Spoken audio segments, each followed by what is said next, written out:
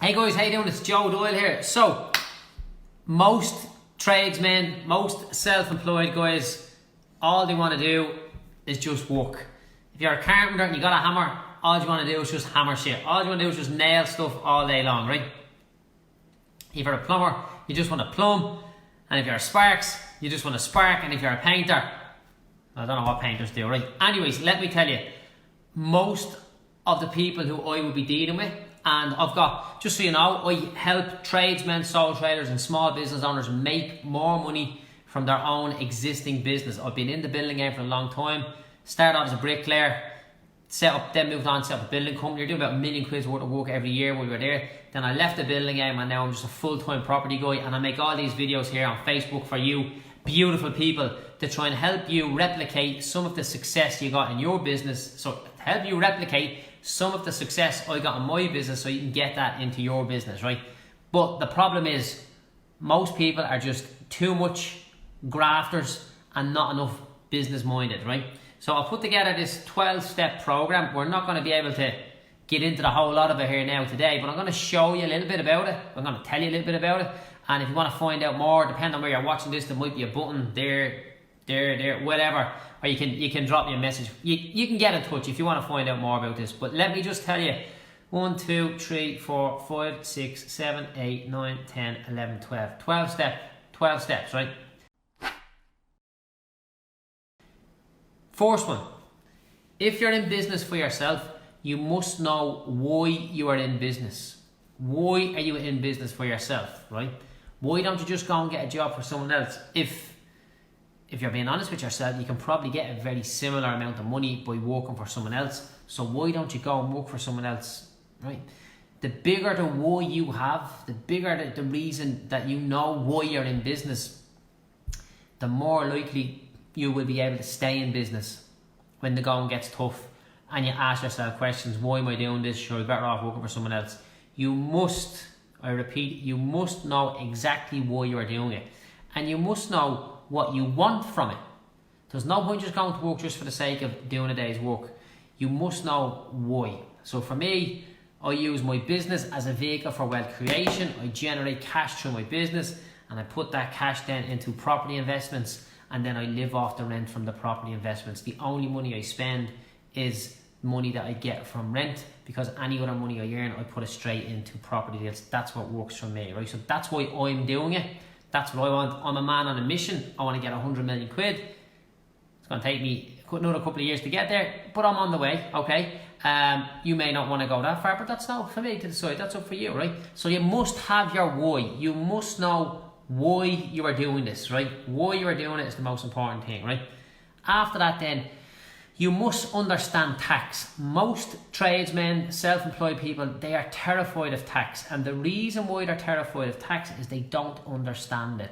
As a tradesman, you've pretty much got a self-employed person. You've got RCT, you've got VAT, you've got PAYE, and you've got corporation tax. There's a few of them there, right? And there may be one or two more taxes in there. I say VAT, RCT, PAYE, RCT, corporation tax. Yeah, sorry. There are 4 of them there, right? People are terrified of tax, and that's what puts them off, right? You must learn to understand tax, and this is the order that you must do these things in, right? The first thing, and if you want some help with this, you just give me a shout, you reach out. The first thing, you need to know why you're doing it. Why you're doing it.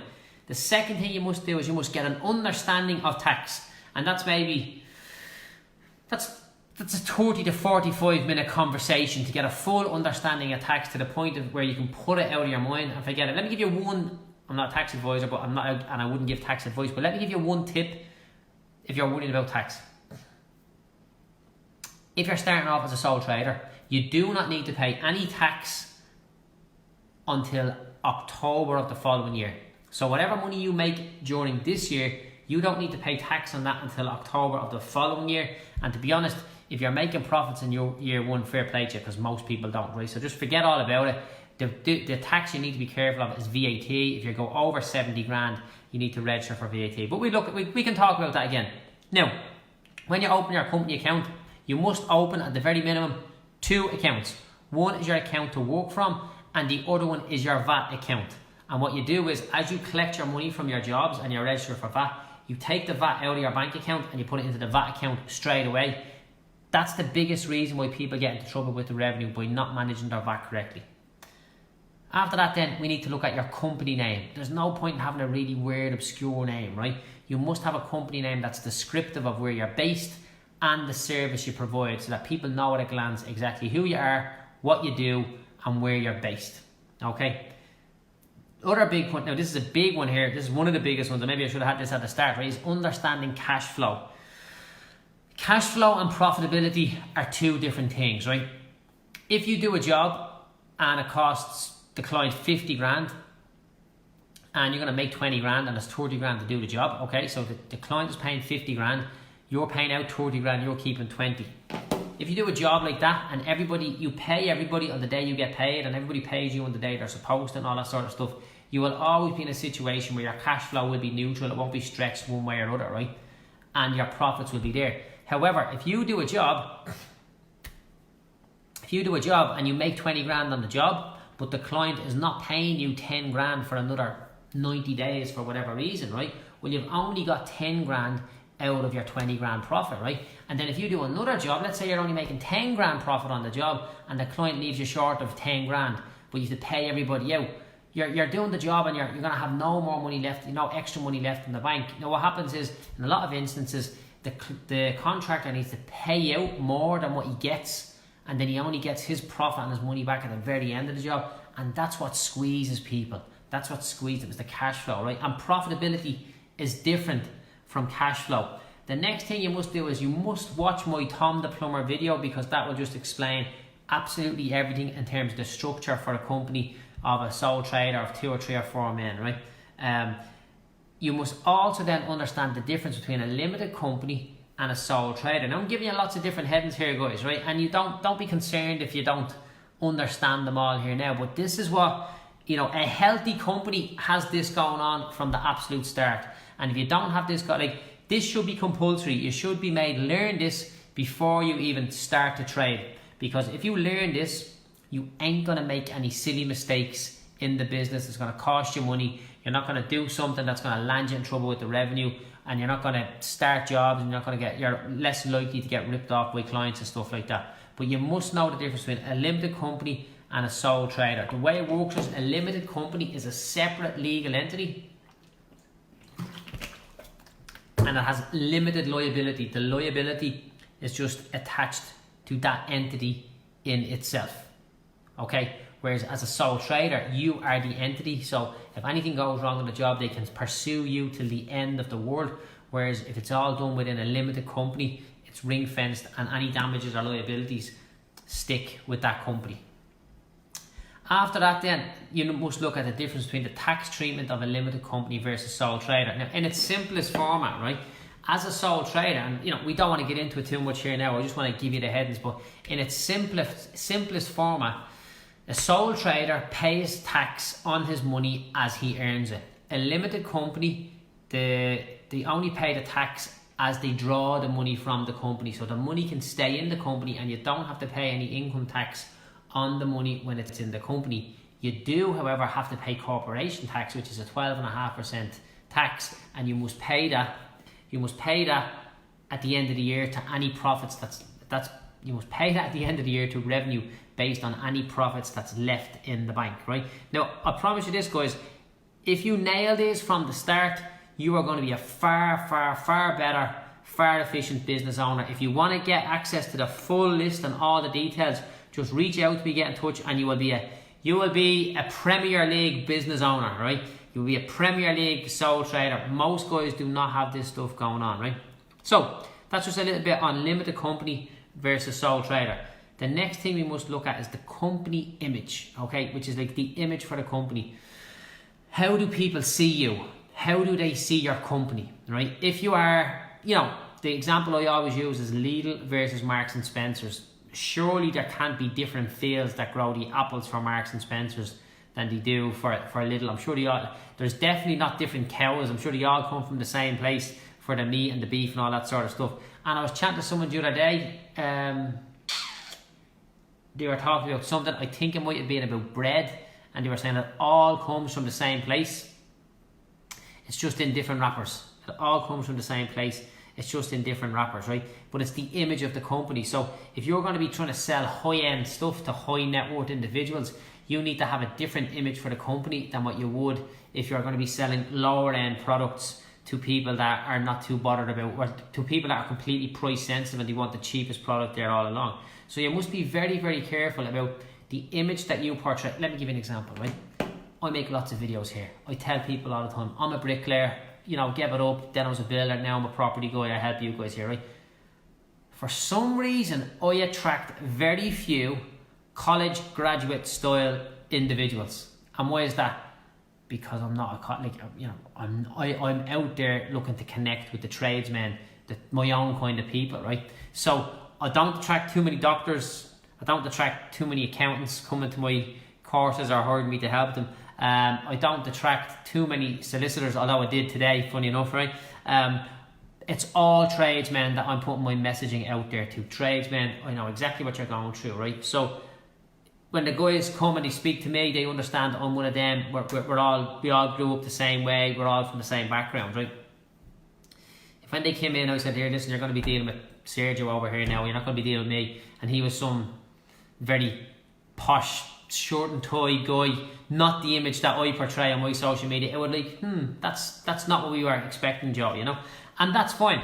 But you must understand your messaging must be on point with your business. The company image must match the messaging, and it's not that difficult to do. It's just something that you can do right away. It's just something that you must do to have correct right away from the start in the business. Otherwise, you're going to get conflicting things. And when a client sees something and it's not flowing, it's not congruent. Really, what they do is you say, don't know. We'll come back to him. I'm not too sure about him, and they go somewhere else. The next thing you must understand in your business is the difference between gross profit and net profit. So what happens is when you do a job, and I'll just give you it very quickly here, when you do a job, the profit you make on that job, that's gross profit. You do a job for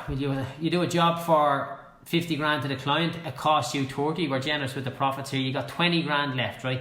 Out of that 20 grand, you must pay so that's gross profit, okay? Out of that 20 grand gross profit, you now must pay your office rent, you must pay your administrator in the office, and you must pay your car expenses or whatever else, right?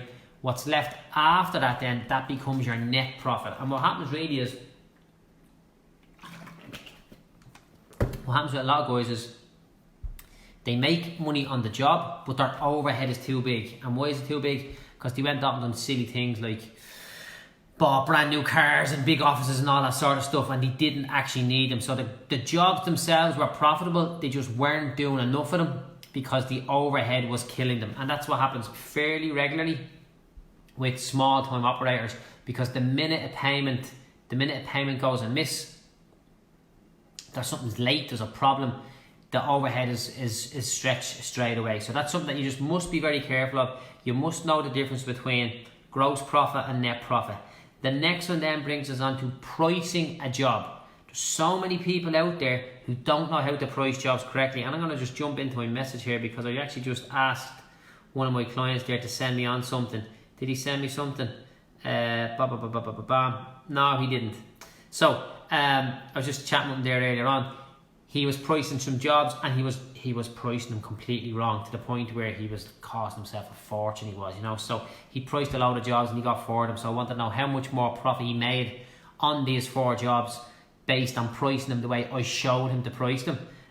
So he was just doing things. So many people are leaving so much money on the table. It's rarely about price. When you position your company correctly, and when you have your messaging on point, the pricing then follows suit. So if you position your company as a badly placed, cheap ran company, well then your price will be reflected in that. If you position your product well, if you position your company well, position your product well, and then you don't go after the bargain basement stuff, the price is less relevant then, and you can charge more and you can make more profits. But you are expected to give a higher quality of service, because when people are paying a lot more money, they want to know that the job they're getting done is bang on,